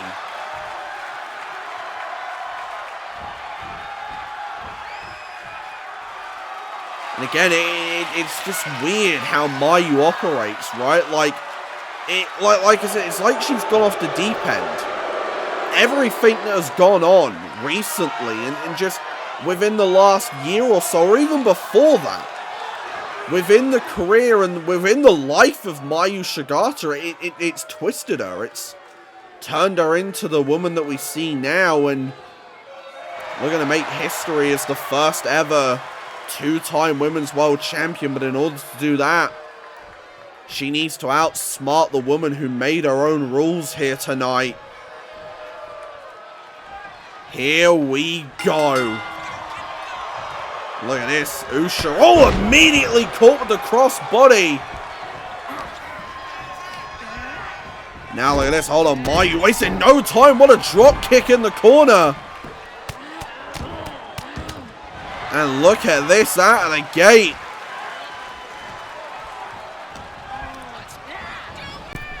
The challenger realizing what she needs to do, but big forearm there from Usha.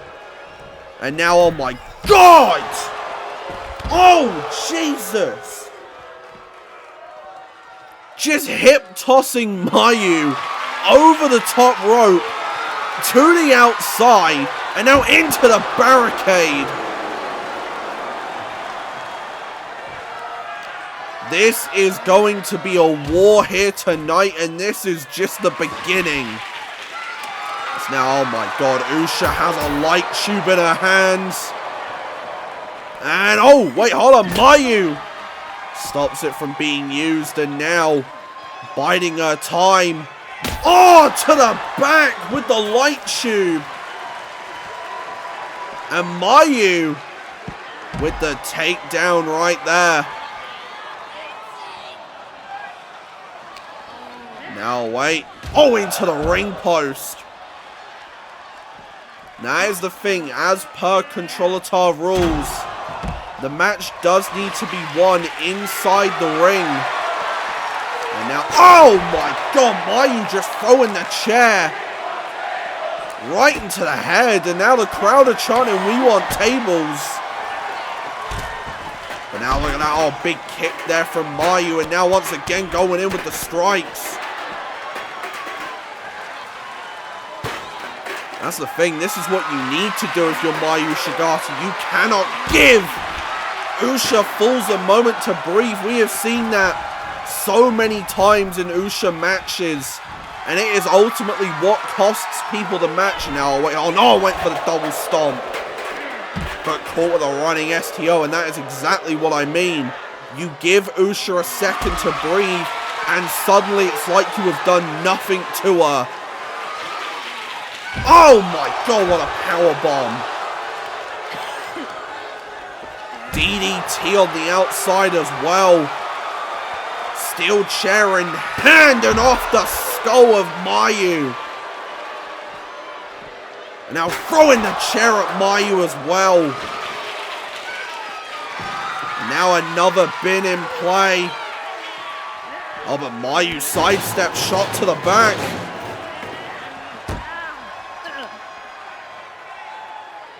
Now look at this, hold on, Miyu, what is she looking to do? Boot to the head.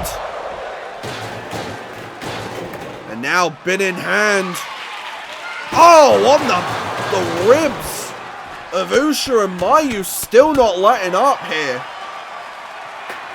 Like I said, that is the wise thing to do. You cannot let Usha have a second to breathe here. And oh, head first into the bin. Oh my God.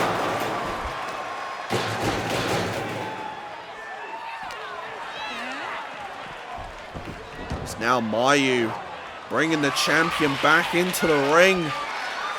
Thinking about using the bin, throwing it. Like I said, Miyu has just gone crazy, man. There is no other way around it. And now look at what she's looking to do to the champion. Oh my God.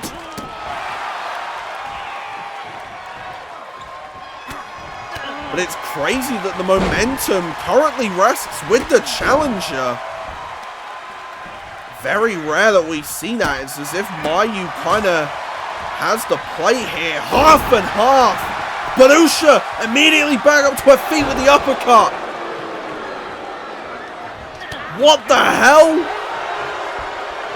Backbreaker to the challenger.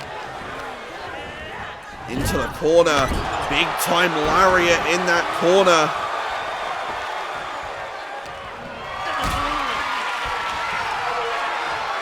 And now, oh wait, hold on. Usha with the power bomb to the outside. Now Usha almost goading Miyu into getting back into the ring, but wait a minute. Oh no. Oh my god. Just off the skull, man. Like, sickening impact. Miyu's still stirring, but how much energy does she actually have? Back up to her feet, and now look at this. Hold on. Going shot for shot with Usha. I'm not sure how wise this is.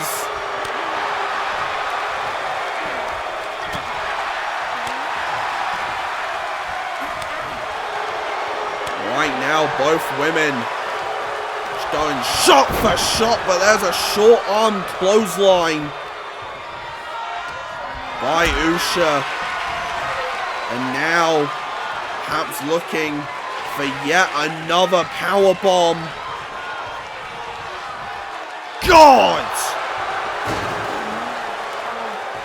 Usha just does not care, man. And still not done. Oh boy, hold on, Miyu. Not gonna let that happen for a third time. And instead, oh, it's the quick hit.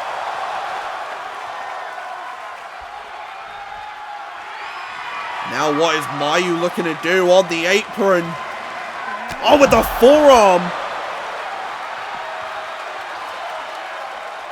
The challenger finding a momentum once again, and this is what we saw at X Factor, that never say die attitude from Miyu Shigata. Now look at this, hold on, Miyu. Not sure what she's looking to do here, but bringing the table in. And oh no, wait, hold on, suck it in. Backbreaker again.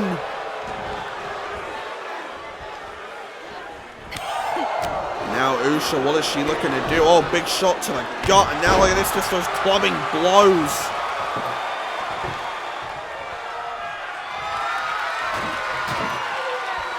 As now Usha just looking to do more damage here. With the shots to the chest. The crowd are counting along.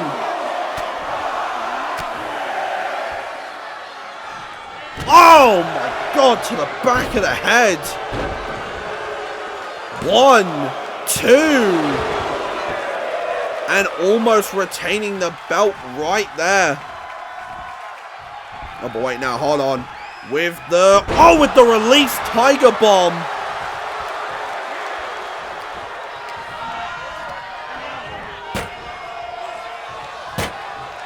And now Usha looking to put Miyu away through the table. But looking for one more move. But hold on, Miyu. Shigata stomp. 1, 2. No. Still not enough. And now Miyu going up top. Goes for the double splash. Doesn't, the double foot stomp. Doesn't find the mark. Fall away slam.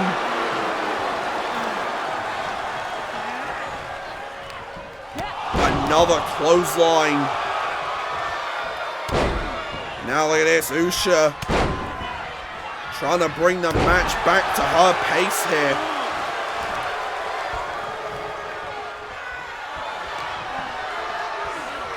Now look at this.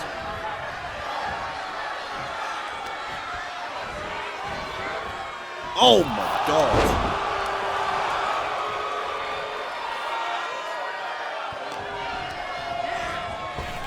And now, hold on, bringing Miyu back to the outside. This is not good.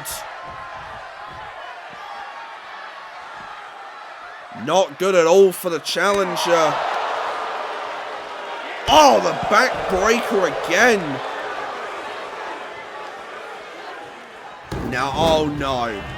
Oh no. Oh!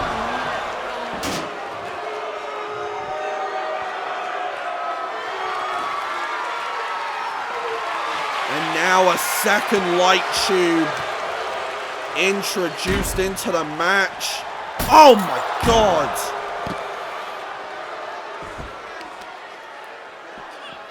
Now Usha still not done. Oh!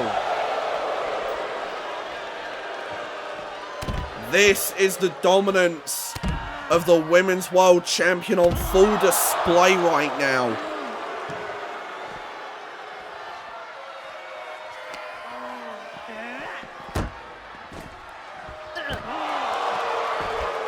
Oh wait, hold on, Miyu somehow able to sidestep. Snapmare. Drop kick right to the head. And Miyu is firing up right now. Going up top. Forearm all the way from the top.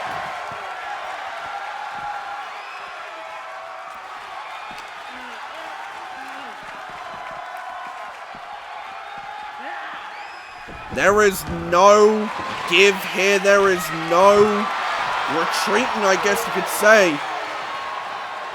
The resiliency that we know of Miyu over the years is still there. Wait, hold on. Did she just sucker Usha in?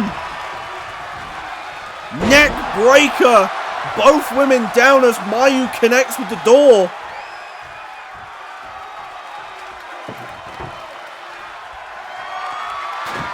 Now in the corner.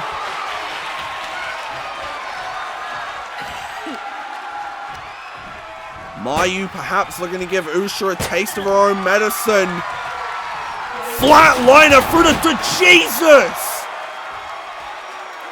Oh, she was setting up for that stomp, but Usha wisely rolls to the apron. But now Miyu with the back suplex on the apron.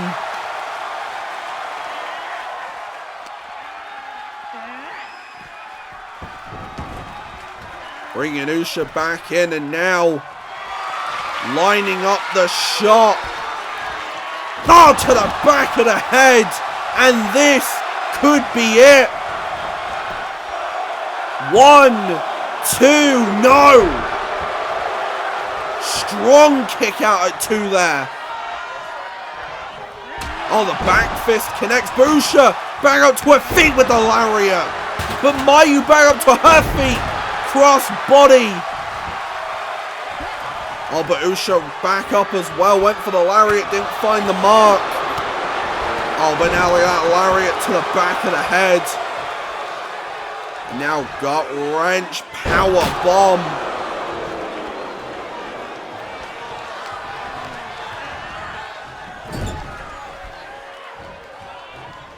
Now what is Usha looking to do? Has Miyu up on the top. And now looking for the back suplex. Oh, but Miyu stops it from happening. Now looking to line up the shot. Drop kick coming in.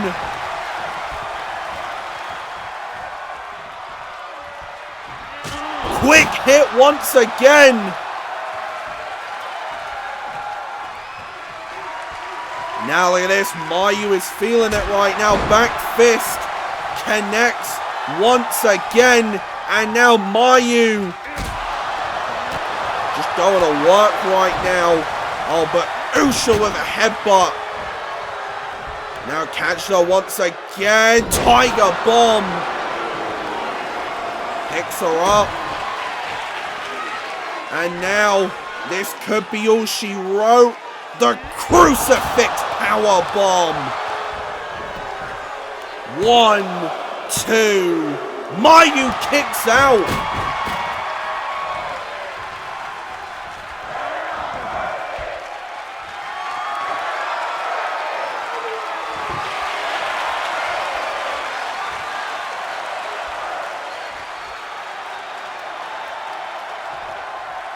Now, wait, hold on. Oh, my God. I don't think Usha realized what was happening in the ring. I think she couldn't see past the table. Oh, my God.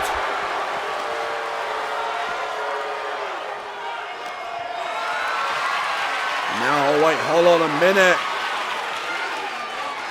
Usha looking to launch Miyu into the ring post. But Miyu still getting back up. Still showing fight, still showing heart. Now wait, hold on, Usha. As Miyu watches.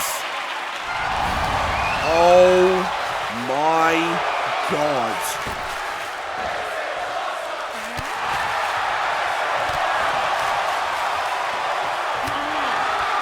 And now, as the table fire lights behind them, they are going shot for shot, and this is really do or die for either woman here. Look at this. Oh wait, hold on, Miyu. Tell her to bring it, and now look at this. They're fighting right next to the fire.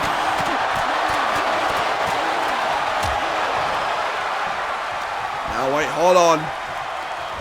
Miyu with the upper hand. Usha could be in trouble here. Through the table. Still not done. Going up top. Going for the stomp. Couldn't quite find the mark. But goes for the cover.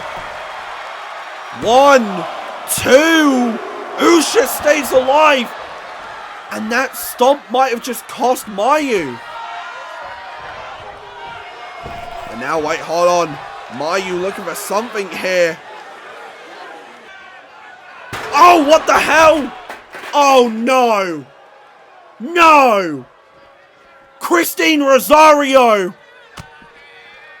We haven't seen her since the X Factor Rumble. Signal Jammer.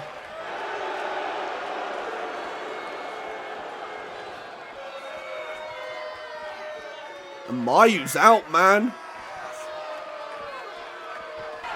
Miyu Shigata down for the count. As Usha might be about to pick the bones.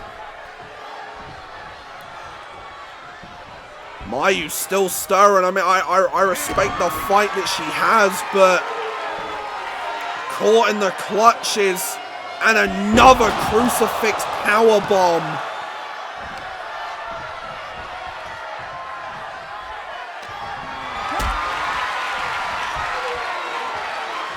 And now, oh wait, what is Usha looking to do?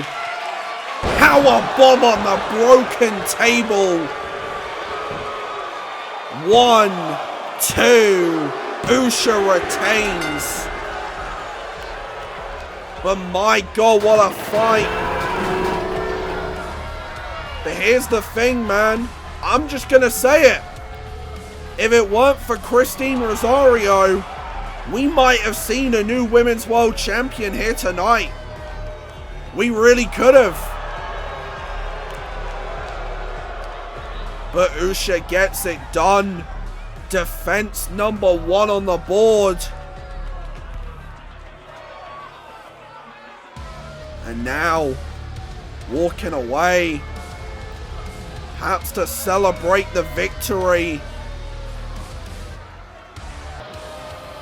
Oh, wait. Wait a minute. Wait a minute. We haven't seen Cheyenne since losing the belt at the X Factor Rumble. What does this mean? Staring down with Usha falls, and that is going to wrap up the show. Thank you all for tuning in, and I will see you all next time.